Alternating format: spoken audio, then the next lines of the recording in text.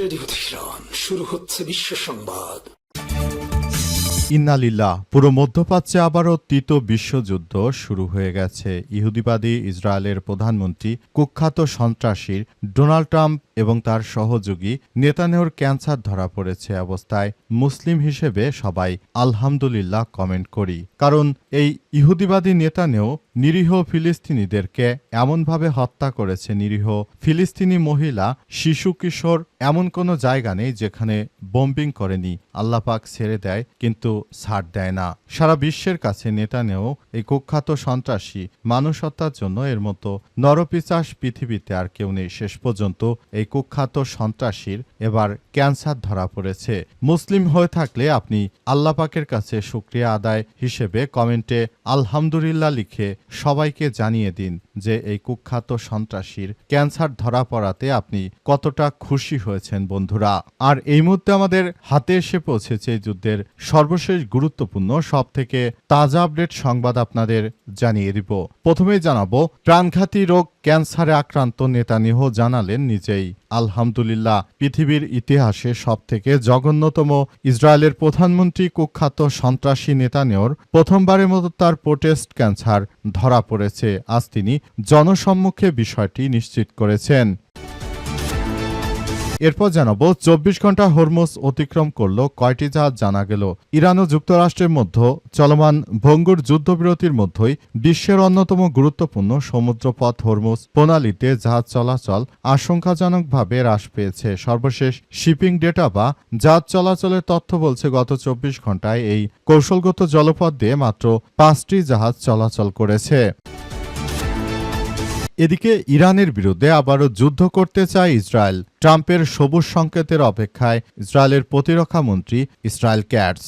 ইসরায়েলের প্রতিরক্ষামন্ত্রী ক্যাটস আজ জানিয়েছেন যে আমরা ইরানের বিরুদ্ধে আবারও যুদ্ধ করার জন্য প্রস্তুতি নিচ্ছি। মার্কিন যুক্তরাষ্ট্রের কাছ থেকে যদি আমরা সবুজ সংকেত পাই তাহলে সাথে সাথে আবার ইরানের বিরুদ্ধে যুদ্ধ শুরু করে দেব।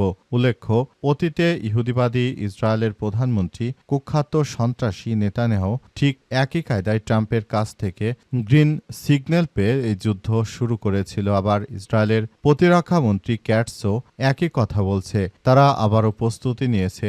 আমাদের শক্তিশালী রাষ্ট্র ইরানকে তারা ধ্বংস করতে চায়। এদের হাত থেকে মুসলিম সমাজকে বাঁচানোর জন্য আমাদের একত্র হয়ে আসলে কাজ করতে হবে। এবারে জানাবো, ন্যাটোর সদস্যপদ বাতিলের গুঞ্জনে মুখ খুলল স্পেনের প্রধানমন্ত্রী। ন্যাটোর সদস্যপদ থেকে স্পেনকে স্থগিত বা বাতিল করা হতে পারে এমন খবরকে ভিত্তিহীন ও গুজব বলে জানিয়েছে স্পেনের প্রধানমন্ত্রী। তিনি বলেছেন, ন্যাটোকে বাদ দেওয়ার সক্ষমতা ডোনাল্ড ট্রাম্পের নেই। উল্লেখ্য, ডোনাল্ড ট্রাম্প তিনি শুরু থেকে আসলে পুরো ইউরোপীয় ইউনিয়নকে ইরানের বিরুদ্ধে যুদ্ধ করার সময় তাদেরকে পাশে চেয়েছিল, কিন্তু তারা ছাপ জানিয়ে দিয়েছে যে তারা এই ধরনের কোনো যুদ্ধে যোগ দেবে না। এজন্য আসলে এই কুখ্যাত সন্ত্রাসী ডোনাল্ড ট্রাম্প শুরু থেকে স্পেনের প্রধানমন্ত্রীর পেছনে পড়েছে। তাকে ন্যাটো থেকে বাদ দেওয়ার বিষয়ে সুপারিশ করলেও ন্যাটোর সদস্য পদ থেকে বাতিল হওয়ার কোনো সম্ভাবনা স্পেনের নেই। স্পেনই একমাত্র রাষ্ট্র যারা মুসলমানদের হয়ে কথা বলেছে। এবং সর্বশেষ জানাবো, যুবদলের 2 গ্রুপের সংঘর্ষ, আহত 20। নাটোরে বিএনপির সন্ত্রাসী যুবদলের 2 গ্রুপের আধিপত্য বিস্তারকে কেন্দ্র করে লালপুর ও বড়াইগ্রাম উপজেলার 2 গ্রামবাসীর মধ্যে সংঘর্ষের ঘটনা ঘটে। তো অন্তত 20 জন গুরুতর আহত হয়েছে। আজ দুপুর 12টার পর লালপুর ও বড়াইপুর জেলার উপজেলার মধ্যে এই ধরনের সংঘাতের ঘটনা আসতে থাকে। প্রিয় দর্শক, এতক্ষণ শুনছিলেন সংবাদ শিরোনাম, এবারে বিস্তারিত। তবে তার আগে বন্ধুরা অনুরোধ থাকবে এই সংবাদটিতে একটি লাইক দিন। এই চ্যানেলে আপনি নতুন হয়ে থাকলে আমাদের সংবাদটি দেখতে দেখতে চ্যানেলটি সাবস্ক্রাইব করে রাখুন। কমেন্ট করে বন্ধুরা আপনার মূল্যবান মতামত জানিয়ে দিন আপনি বিশ্বের কোন দেশ থেকে বা বাংলাদেশের কোন স্থান থেকে আমাদের সংবাদটি দেখছেন এবং শুনছেন। আর বন্ধুরা, সংবাদটি আপনার সোশ্যাল মিডিয়া ফেসবুকে শেয়ার করে বন্ধুদেরও দেখার সুযোগ করে দিন। গাজা যুদ্ধে আপনি যদি নিরীহ ফিলিস্তিনিদের ভালোবেসে থাকেন বন্ধুরা, কমেন্টে ইয়েস লিখে পুরো বিশ্বকে জানিয়ে দিন। এবারে বিস্তারিত।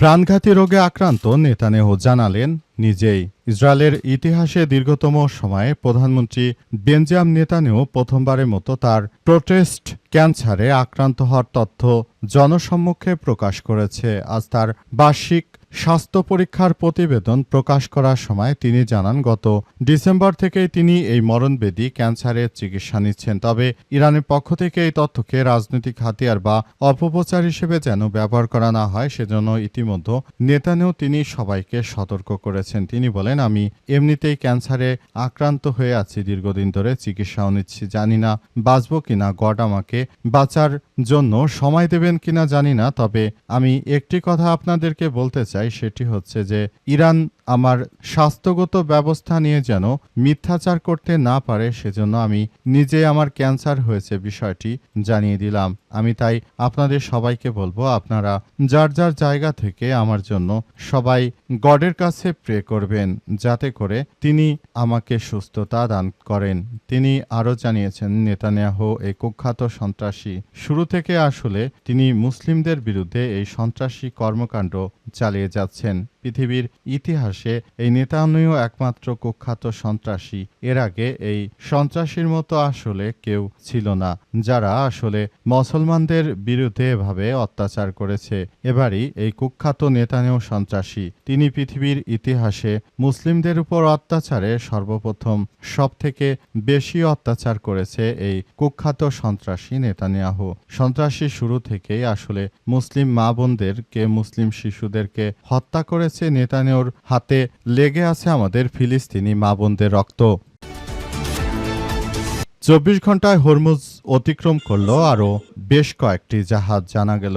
ইরান ও যুক্তরাষ্ট্রের মধ্যে চলমান ভঙ্গুর যুদ্ধবিরতির মধ্যে বিশ্বের অন্যতম গুরুত্বপূর্ণ হরমুজ প্রণালী দিয়ে গত 24 ঘন্টায় 5টি জাহাজ চলাচল করেছে। নিজস্ব ইরানের পেট্রোলিয়াম জাতীয় পণ্যবাহী ট্যাঙ্কার রয়েছে। ফেব্রুয়ারিতে ইরান ইসরায়েল যুদ্ধ শুরু হওয়ার আগে এই প্রণালী দিয়ে দৈনিক গড়ে 140টি জাহাজ যাতায়াত করত, যার তুলনায় বর্তমান সংখ্যাটি অত্যন্ত নগণ্য। এবং বর্তমান আসলে যে জাহাজগুলো চলাচল করছে এর অধিকাংশ জাহাজই আসলে পুরোপুরি এই মুহূর্তে ব্যর্থ হয়ে গেছে। ইরানের এক একটি হামলায় দখলদারেরা তারা সবকিছু আসলে তছনছ হয়ে যাচ্ছে। ইহুদিবাদী ইসরায়েলের অবস্থা খুবই শোচনীয় পর্যায়ে নিয়ে গেছে। ইরানের ইসলামী বিপ্লবী গার্ড বাহিনীর সদস্যরা পুরো মধ্যপ্রাচ্য জুড়ে দখলদার ইসরায়েলি বাহিনী আসলে যে ধরনের কার্যক্রম শুরু করেছে এটা কোনোভাবেই গ্রহণযোগ্য হতে পারে না। পুরোপুরি সবকিছু একদম ধ্বংসস্তূপে পরিণত হয়েছে।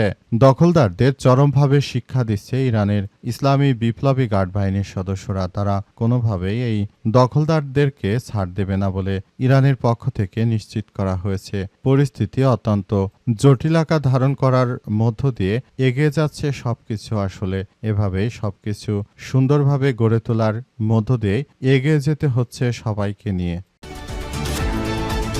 ইরানের বিরুদ্ধে আবার যুদ্ধ করতে চায় ইসরায়েল। ট্রাম্পের সবুজ সংকেতের অপেক্ষায় ইসরায়েল আবারও ইরানের বিরুদ্ধে যুদ্ধ শুরু করার জন্য পুরোপুরি প্রস্তুতি নিয়েছে দখলদার ইসরায়েলি বাহিনী। তারা আবারও পুরোপুরি ইরানের বিরুদ্ধে রণক্ষেত্রের জন্য তারা প্রস্তুতি নিয়েছে। ইতিমধ্যে তারা এসব বিষয় নিয়ে স্পষ্টভাবে বার্তা দিয়ে জানিয়েছে। তারা জানিয়েছে যে কোনো মূল্যে তারা এই কার্যক্রম চালিয়ে যাবে এবং পুরো বিশ্বজুড়ে দখলদারদের যে ধরনের কার্যক্রম আসলে চলমান রয়েছে, যেটি চলছে এই মুহূর্তে, আসলে সবকিছুর জন্যই দখলদার ইসরায়েলি বাহিনী পুরোপুরি প্রস্তুত রয়েছে। তারা চায় আবারও ইরানকে ধসিয়ে দিতে। এর আগে ইরানের বিরুদ্ধে তারা যেভাবে যুদ্ধ করেছিল ঠিক একই কায়দায় তারা আবারও ইরানের বিরুদ্ধে যুদ্ধ চালিয়ে পুরো পরিস্থিতি জটিল করে দিতে চায় এই দখলদার ইসরায়েলি বাহিনীর জন্য। মার্কিন যুক্তরাষ্ট্রের পক্ষ থেকে সবুজ সংকেতের অপেক্ষায় রয়েছে তারা। যদি মার্কিন যুক্তরাষ্ট্র থেকে সবুজ সংকেত দেয়া হয়, সেক্ষেত্রে তারা এই যুদ্ধ আবার শুরু করতে পারবে বলে নিশ্চিত করা হয়েছে। পুরো মধ্যপ্রাচ্য জুড়ে দখলদার ইসরায়েলি বাহিনী শুরু থেকে যে ধরনের কার্যক্রম আসলে শুরু করেছে এটা কোনোভাবেই গ্রহণযোগ্য হতে পারে না। সবকিছু অত্যন্ত সফলভাবে করার মধ্য দিয়ে সবাইকে এগিয়ে যেতে হবে বলে নিশ্চিত করা হয়েছে এবং সব পরিস্থিতি অত্যন্ত জটিল আকার ধারণ করার আগেই পরিস্থিতি যার যার মতো করে সবকিছু সুন্দরভাবে গড়ে তুলতে হবে। ইহুদিবাদীরা নইলে মুসলিমদের ছাড় দেবে না।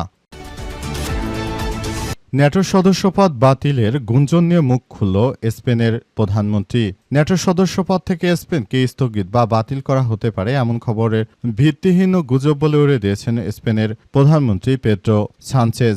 আজ সাইপ্রাসে আয়োজিত ইউরোপীয় ইউনিয়নের এক অনুষ্ঠানে শীর্ষ সম্মেলনে যোগ দেওয়ার সময় তিনি গণমাধ্যমের কাছে এসব তথ্য নিশ্চিত করেছেন। তিনি আরও স্পষ্ট ভাষায় জানিয়ে দিয়েছেন যে ন্যাটোর সদস্যপদ ট্রাম্প বাদ দেওয়ার কেউ নয়, বরং আমরাই ঠিক করব ন্যাটোতে কে থাকবে কে থাকবে না। ট্রাম্পের যদি ভালো না লাগে তাহলে তিনি ন্যাটো ছেড়ে চলে যেতে পারেন, সেটি তার ব্যক্তিগত ব্যাপার। কিন্তু আসলে আমরা ন্যাটো ছেড়ে যাব না, কারণ শুরু থেকে আমরা ন্যাটোর হয়ে কাজ করছি এবং ন্যাটোর হয়ে একসঙ্গে পরিস্থিতি সবকিছু মোকাবেলা করছি বলে জানিয়েছেন তিনি। এবং তিনি আরও জানিয়েছেন যে সারা বিশ্ব জুড়ে আমরা এই কার্যক্রমগুলো এখন সুন্দরভাবে চালিয়ে যাচ্ছি। আমরা যে কোনো মূল্যে যে কোনো ব্যাপার আমরা খুবই গুরুত্ব সহকারে দেখছি বলে জানিয়েছেন তিনি। এবং তিনি পরিস্থিতি যতটাই খারাপ আকার ধারণ করুক না কেন এর জন্য তিনি পুরোপুরি কাজ করার ব্যাপারটি নিয়ে জানিয়েছেন। এবং তিনি আরও জানিয়েছেন যে